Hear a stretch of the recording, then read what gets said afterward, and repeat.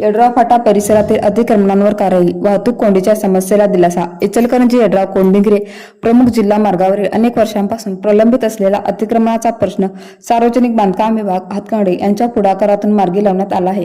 या कारवाईमुळे यड्राव चौक परिसरातील वाहतूक कोंडीची गंभीर समस्या कमी होण्यास मदत होणार असल्याची अपेक्षा व्यक्त होत आहे. सार्वजनिक बांधकाम विभागाने शरद पॉलिटेक्निक कॉलेज परिसरापासून पार्वती इंडस्ट्रीजपर्यंत अतिक्रमण हटवण्याची मोहीम सुरू केली आहे.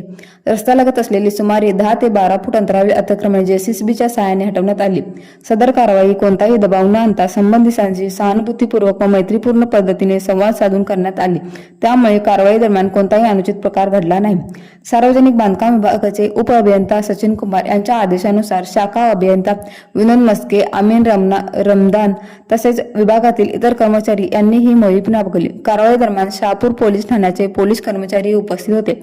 यड्राव चौकातील अतिक्रमणांमुळे वारंवार निर्माण होणारी वाहतूक कोंडी, अपघातांचा धोका आणि नागरिकांची गैरसोय लक्षात घेऊन ही कारवाई करण्यात आली असून भविष्यात रस्ता अधिक मोकळा व सुरक्षित राहण्यास मदत होणार आहे.